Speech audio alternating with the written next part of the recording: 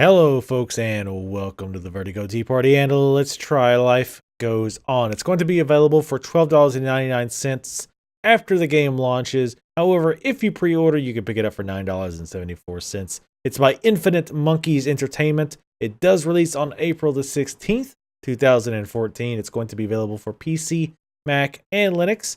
It does support Steam achievements, Steam Cloud saving, and has partial controller support.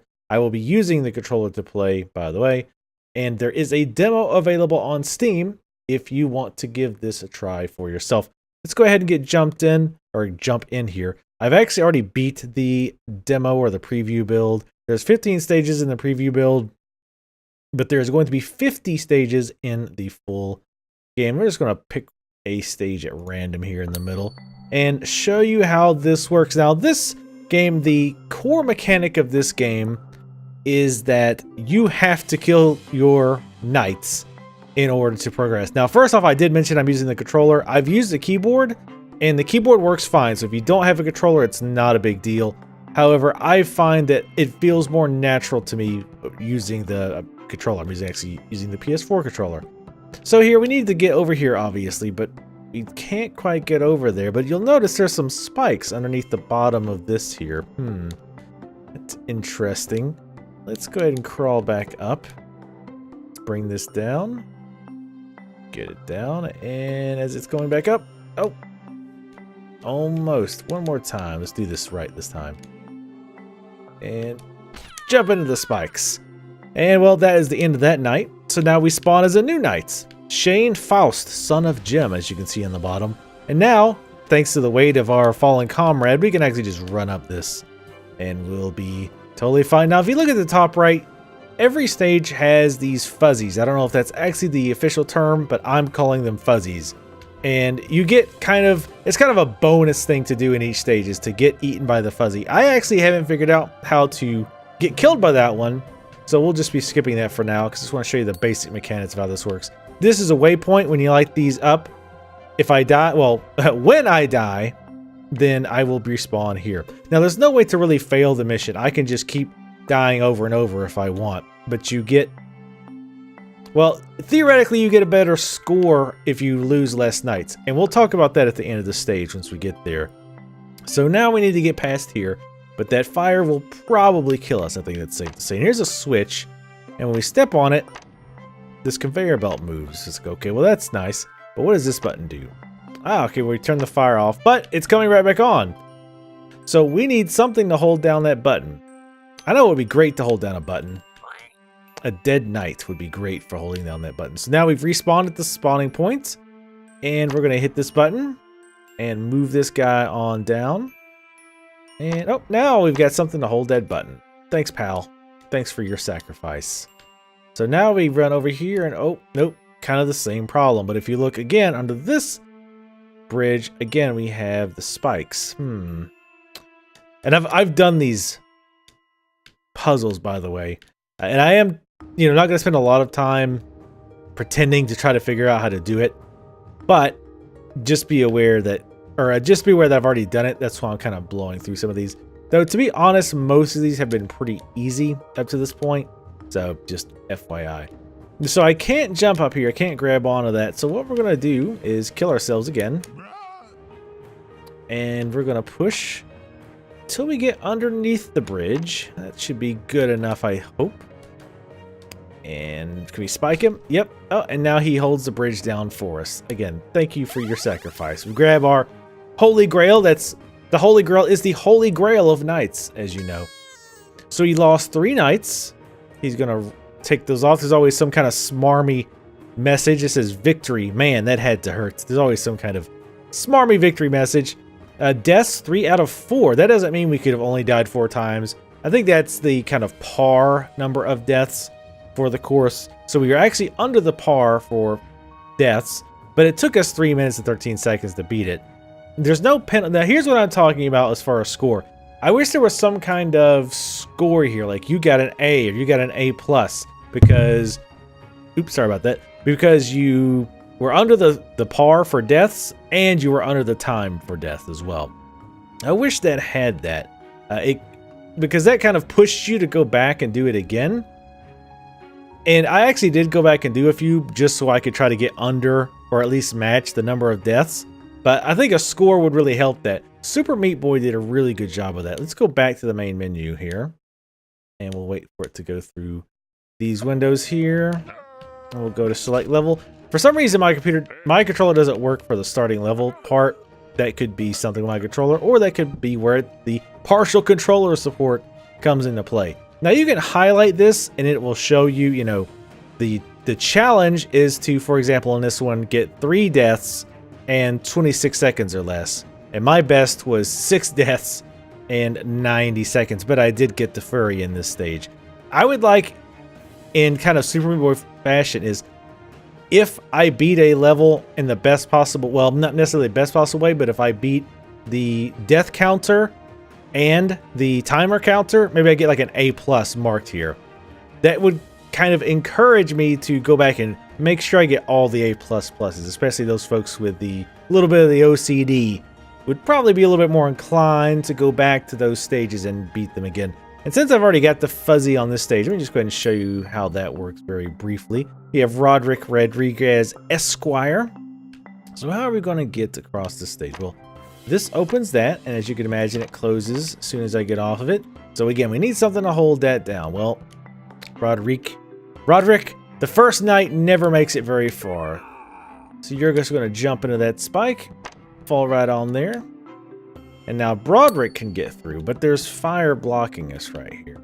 And we still have our little buddy up there. So can we just run along the top? Well, let's actually jump this time instead of riding it all the way to the end.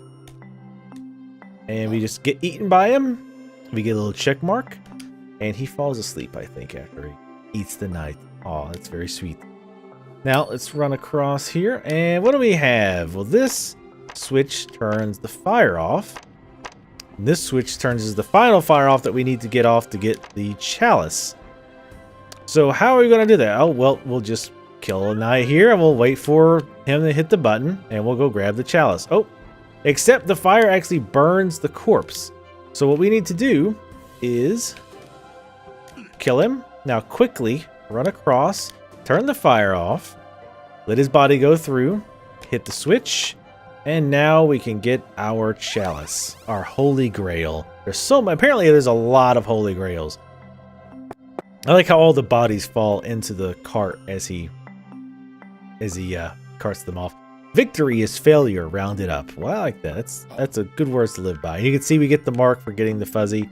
And let's go ahead and just pick a few more stages here, so you get the idea. I really like the mechanic of this game. I have to say, I really like this mechanic. It's pretty morbid, but it's both comical and actually fun to use.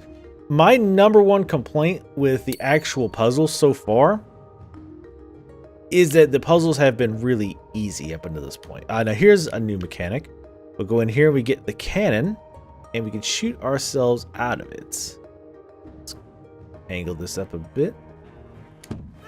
And yep, and that should just barely hit the switch. So let's jump over the cannon. We don't need to go in there again. But yeah, the puzzles have been a bit too easy. I mean, some of them I did have to think about a little bit, but not for too long. I would like to, and again, I've only done the first 15 stages, so maybe they do get a little bit more difficult later. But up until now, they've been really easy. So let's wait until this is swaying far away from us. And that should give it a little boost with the corpse being flung at it. Actually, it wasn't a corpse until it hit it, and then it became a corpse. And that's now, this one also, I'm just kind of saving some time here. This one took some experimentation a little bit. I took several brave knights had to die for this one, unfortunately, in testing. Need to bring that one just a little bit further. That might not be enough. Let's check it out. This was probably actually one of my least favorite maps. Not to say it was bad by any stretch, but probably not all that rewarding. And again, to be fair, it's not overly rewarding so far because none of the puzzles have been that difficult. But we have 35 more stages that are going to be available in the full game. So hopefully they will crank up the difficulty. Oh, we just barely made that. And again, I saw the fuzzy on the left-hand side there, but I'm not going to be able to, not sure how to get it. I'll leave it to you to grab the demo and figure out how to get that. So you do get the confetti and all that for getting underneath the death, well, at least matching the par for the deaths. But again, I would like to see some kind of grade mechanic. Now this one actually is pretty interesting. This one we had the 3 fire blocking the grail, and we have a button over here. We push this. That makes this spin. Okay, that's interesting. So if we hop in here, we can see jumping on these does various things. So we're probably going to need a body, so let's just go ahead and sacrifice jump when he wasn't even paying attention. The tiny Chevalier, Shane Hall, the elder son of Jim. I like the names.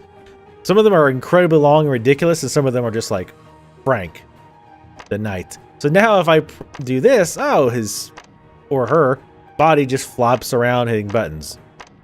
So let's hit the blue button. Oh, and unfortunately the body fell out. So I'm sorry, the tiny Chevalier Shane Hall, the elder son of Jim. You have to die. So let's get him to stop on the blue. Hopefully we don't waste another body. You better get it right or you're going to be the one going in there. So tap this. There we go. So now we just need to get up here and just grab all the sides here. And I'll probably do one more stage after this to show us how some of the spike traps work, which I found pretty interesting. Oh, and there's the fuzzy at the top left. Kill him. And to see now that we've got the red dot or the red thing pushed, let's go ahead and push to the green. Let's not lose another corpse. Okay. Pop back up here to the cannon. Now, graphically, the game is pretty bland graphically, to be honest. It just doesn't really have a nice style to it. It's not all that appealing of a style. But it's not bad. It's not distracting, right? You can see what you need to see. And I guess that's what's really the most important. Now that we have a body holding down the button, we have another body flopping around inside, turning these things off. So what we'll just need to do is time it and not get burnt, hopefully. And grab the chalice. All right, let's go back and do one of the earlier stages where there was more spike traps. Actually, you know what? We'll do the very last stage. Oops, I meant to. So actually, this might be the last stage. Is it? Let's see. No, but it's an interesting one nonetheless. So now that one I am marked, or I am marked my waypoint. So now I have to die and respawn on the other side of the flame. See, I like that. I like that. It's an interesting mechanic. So now we have to climb up a bit. So I'm afraid you're going to have to jump face first into the spikes. And now we have the spiffy crown prince, Jamie Von Blunderbuss, son of Jim. Well, apparently Jim got around because he has got a lot of kids that are knights. So we see if we can hold on to the body. Let's see. Oh, couldn't quite make it. Your ankle got caught on the spikes, I'm afraid. But the zippy Viscount Lance McLaren made it. I never knew how to pronounce that properly. At any rate, let's run over here and hit this button. Oh, and now the fire is going back and forth. And again, there's a fluffy at the top. Oops. And I got a little crazy on my jump button, and someone had to die for it. Oh, and I already messed up. Ooh. Just throwing lives away here, unfortunately. Go ahead and hit this button again. Turn this back on. Oh, that's how I would get up there. I thought those were blades, saw blades. All right, so now we need to come back here. So we do not want to touch those.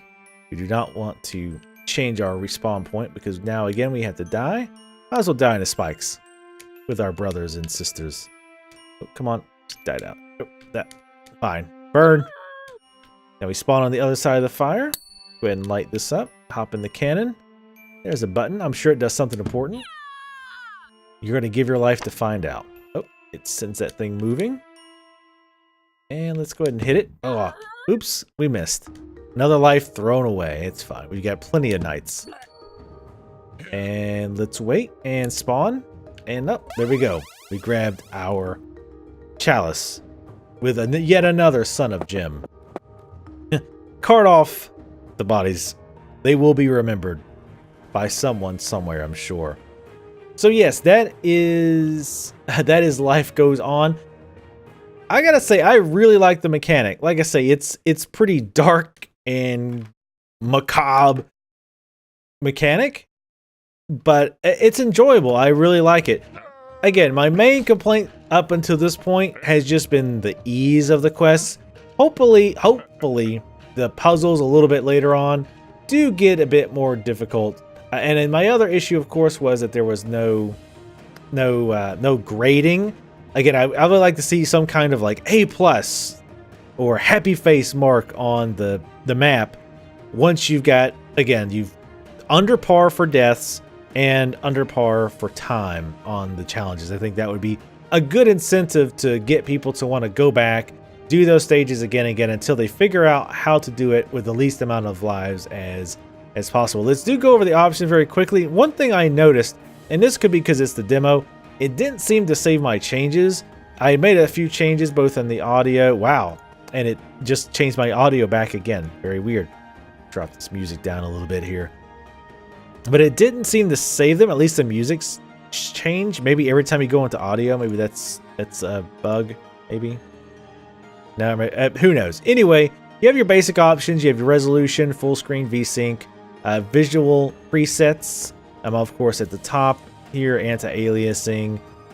Music and sound effects volume are separate, which thank you again. I always appreciate that. The controls are here. You can change them to whatever you want. I didn't try changing them myself, but the option is there, which another option that I do appreciate that I don't always use is being able to rebind your controls. I am always very appreciative that the extra effort is taken to do that. And like I said, I use the keyboard for several maps, but most of the time we use the controller just because it felt more natural. But I don't think you're going to really be put out if you're going to use the controller. But anyway, again, that is Life Goes On. The full retail price is going to be $12.99 after it launches. But if you pre-order, it's $9.74. I will put all the relevant links to the game and the Steam page and all that good stuff in the description below the video. Now, if you buy the game from the developer website, I'm pretty sure they indicate that you will get a Steam key once the game goes live. So if you can, try to buy the game from the developer site just so that they get more of the money, just support them just a little bit more. But it's all right. You can buy it from the Steam page too if you want. It's all up to you. Anyway, thank you guys for watching. As always, if you like this video, make sure to subscribe to see more videos and coverage videos like this. Thanks again for watching, and I will see you next time. Step back though. We are getting this worked up about a mobile game. I mean, I do hate you though. I want to be 100% clear with a moment of seriousness. I hate your guts.